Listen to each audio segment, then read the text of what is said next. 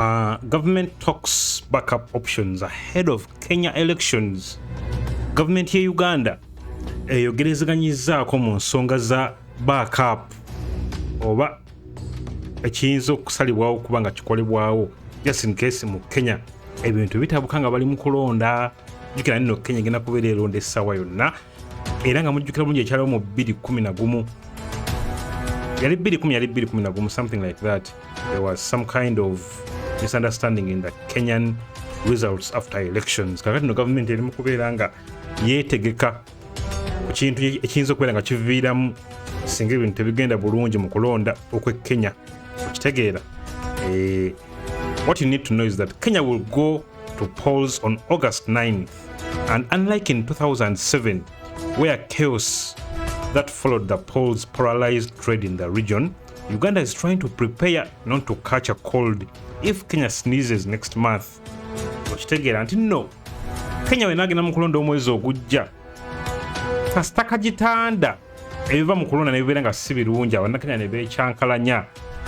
Gavumenti ya Uganda eri mugezaako okulaba nti nno ekintu ekyo tekijja kubeera nga kisannyalaza ebyenfuna mu ggwanga erya Uganda, kubanga jjukira nti nno Uganda ekozesa nnyo enguudo z'e Kenya n'emyalo gy'e Kenya okubeera nga eyingiza ebintu omuli amafuta n'ebyamaguzi ebirala n'abasuubuzi bonna bayisa mu ggwanga erya Kenya. Ebintu byonna biyita ku mazzi. Okitegeera. Kakati n'ekyalo mu 2007 tebaagala ate kibeerewo ku luno. Ddala nti nno ate kati ebintu byabuze dda, ebbeeyi yeekanamye. With just under 3 weeks left before Kenya goes to the polls, there appears to be some ambivalence about what awaits Uganda in the event that the outcome mirrors what transpired in 2007. Back then, a keenly contested two-horse race between Mwai Kibaki and Raila Odinga climaxed, with either party claiming victory. This triggered chaos that paralyzed the northern corridor route from Mombasa port through Malaba, used by the hinterland for imports, including petroleum products. Just as was the case in 2007, the August 9th poll is too close to call, with Mr. Odinga in his fifth crack at the presidency, involved in a two-way battle with Deputy President William Ruto. Tegeera aba Ruto. Budde bwa bunkenke Uganda eri ku bulindaala just in case ebintu bikyankalana mu ggwanga erya Kenya. Uganda government erina okubeera nga yeetegekera ebyenfuna mu ggwanga lyayo kubanga ebintu ebisinga nga tubiyisa wali e Mombasa. The oil shock precipitated by the 2007 poll occupied a couple of months and steeply spiked prices at the pump. Baga ebino mu 2007 olw'okuba nti nno ebyava mu kulonda byali si birungi eri abannakenya ne balwana ne bafuna obutakkaanya, ebbeeyi y'amafuta yalinnyira ddala n'ebintu ebirala. Right from January 1st, Uganda closed its border in Busia to keep out violence. Stations of big oil companies including Shell, Caltex, Total, Bobi or Govt doubled the price of petrol per litre from shillings 2,400 to shillings 6,000 by then, and increased the price of diesel by 10%. Mr. Ronan Pohel wrote in a paper titled The Economic Consequences of the Political Crisis. He added that, moreover, this shortage of fuel forced the country to suspend some internal flights. The inflation also affected the main products imported from Kenya following the depletion of stocks in all shops in the city of Kampala. The price of some products such as soap increased by 100%. But that was by 2007, by August 9th. The government of Uganda released a plan on July 13th intended to offer assurances that it won't be caught unaware this time round. The plan makes clear the government's intention to ensure a constant, unfettered supply of fuel. Mr. Solomon Muita, the Energy Minister spokesperson, recently told NTV Uganda, a sister media house, that the government could have as many as 3 backups if the northern corridor route suffers paralysis. Nti nno route y'engulu kasita enabeera ng'esanyalala, Uganda erina okubeera ng'erina backup plans za mirundi ng'esatu. Negamba nti we want to ensure that the fuel that we get does not reduce in quantity, because when it does, the retailers base their price hikes upon this, Mr. Muita said. According to the Uganda Bureau of Statistics, Uganda's daily fuel consumption stands at 5 million liters. The vast bulk of this fuel is hauled in using oil tankers that ply the Northern Corridor route. We are also lucky that Kenya put up a pipeline that reaches Kisumu and Eldoret.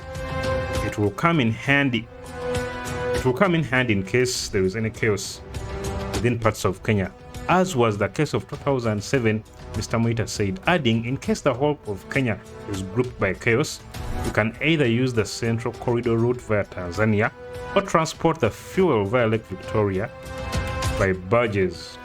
The water transport option has been entrusted to the care of Mahathi Infa Uganda, who have reportedly assembled a barge with a capacity of 4.5 million liters. Ate bino byonna kasabira nga biganye mu Kenya, nga Kenya yonna efunye chaos. Ebintu nga amafuta basobola okubeera nga babiisa ku mazzi, Lake Victoria. We have had meetings with the Minister of Foreign Affairs in 2007 and 2008. We had not planned enough, but now we have asked for protection of our people. Mr. Stephen Asimwe, the Executive Director of Private Sector Foundation Uganda, says for the chaos that caused the business community in Uganda, Nagamati, in 2007 and 2008, we had not planned because previous elections had been peaceful, but this time we are asking for protection from the government, he says. While a low of the Northern Corridor can be captured in the 34.55 million tons of cargo it handled in 2007, the government believes that it has done enough to make the Central Corridor equally active and attractive.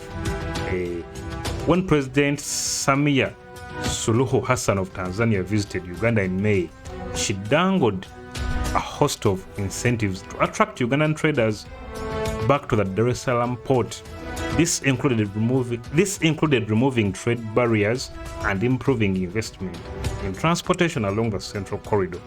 The Tanzanian president secured a bilateral agreement with Uganda to bring down the tab that Uganda-bound cargo trucks from Dar-es-Salam through Mutukula picked from $500 per 100 kilometer to $10. This went into effect at the start of the 2022/2023 financial year. Logistically, they have put special infrastructure which can be used by Ugandan goods. They have added more containers, and then they have also repaired the train wagons. Mr. Todias Mosoke Nagenda, the chairperson of Kampala Capital City Traders Association, says of the Central Corridor, adding it's Tanzania that has repaired the Ugandan wagons for transportation of our goods, so their trade is simplified. They have extended the standard rail gauge to Mwanza so that we can easily get our goods to Jinja and Port Bell. Kakati no Uganda yo bwete bwetegekedde, Uganda bwete bwetegekedde okubeera nga singa obeerawo ekizibu kyonna kyonna mu ggwanga erya Kenya mu kulonda nga August nga 9. Yagala ebeere nga eraba nti nebyenfuna n'ebya ssente bisigala nga bitambula bulungi. Era ng'ensonga gy'esinza okubeera nga yeeraliikirira y'ensonga ey'amafuta. Okitegeera, jjukira nno n'ejjinja waliyo reserve z'amafuta. Okitegeera, n'ejjinja waliyo reserve z'amafuta. Era nga nazo wazitunuulidde balabe nti at least zijja kubeera nga ziri full to the maximum capacity. Nga just in case wabeerawo ekintu kyonna, Uganda ebeera nga at least erina amafuta agamala.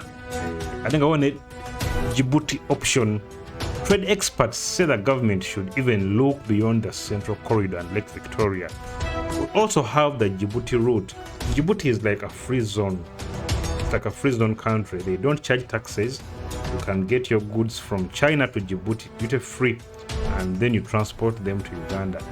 Mr. Thaddeus Musoke Nagenda, the chairperson of Kampala City Traders Association, Kasita, says, adding, we have some challenges in transporting goods from Djibouti to Uganda because even Uganda Airlines doesn't have that route, but we are negotiating and engaging. Uganda no yetegekedde just in case wabeerayo ekintu wali mu Kenya mu kulonda nga August 9, Uganda erimu kulaba nti at least ebyenfuna bijja kusigala nga bitambula Talatibu obutabeerako nga weekyali mu 27 28 kakati nno gwebeera nga ombuulira kirowooza mu comments. Uganda lowooza yeetegese kimala, gavumenti lowooza yeetegese kimala okubeera nga etunuulidde ezo routes ez'enjawulo, Tanzania ne option ya Djibouti ne Lake Victoria. Gwe mbulira kirowooza mu comments. Don't forget to subscribe and hit that bell button. Peace.